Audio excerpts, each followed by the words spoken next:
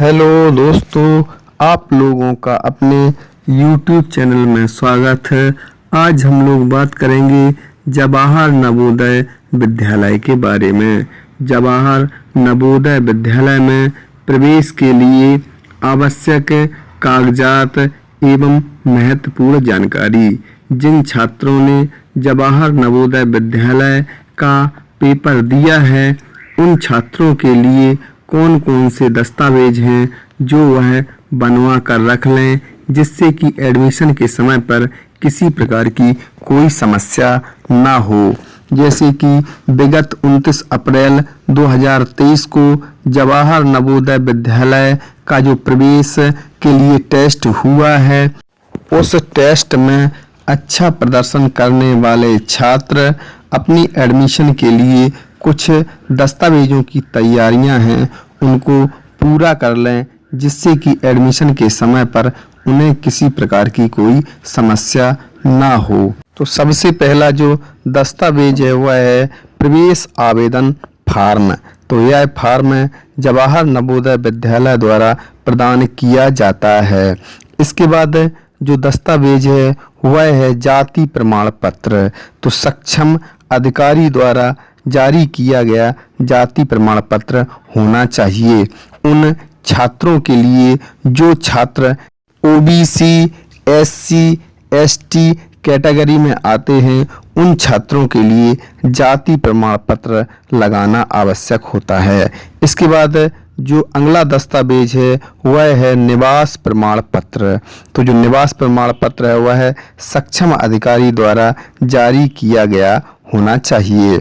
इसके बाद है आय प्रमाण पत्र। यह भी सक्षम अधिकारी द्वारा जारी किया गया आय प्रमाण पत्र होना चाहिए।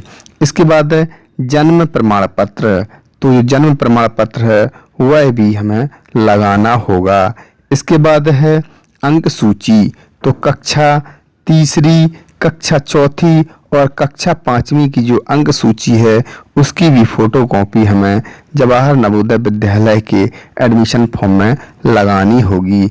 इसके बाद है आधार कार्ड। तो जो आधार कार्ड है वह है छात्र के माता पिता के साथ साथ स्वयं छात्र का भी आधार कार्ड देना होगा। इसके बाद है शाला स्थानांतरण प्रमाण पत्र अर्थात टीसी। तो कक्षा 5वीं की जो टीसी है वह जिस विद्यालय में आप पढ़ रहे हैं उस विद्यालय से कक्षा 5 की टीसी भी होना चाहिए।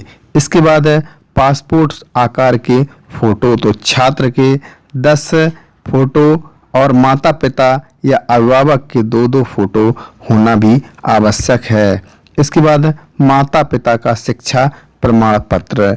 तो जो माता पिता हैं उनमें से किसी का भी जो लास्ट का जो प्रमाण पत्र है शिक्षा का, उसकी भी फोटो कॉपी होना चाहिए। इसके बाद है जवाहर नवोदय विद्यालय प्रवेश पत्र। तो जो आपने परीक्षा दी है इसका प्रवेश पत्र की भी फोटो कॉपी देना होता है। इसके बाद ग्रामीण होने का प्रमाण पत्र। तो जो ग्रामीण होने का प्रमाण पत्र है वह है राजस्व अधिकारी अर्थात तहसीलदार के द्वारा जारी किया गया होना चाहिए।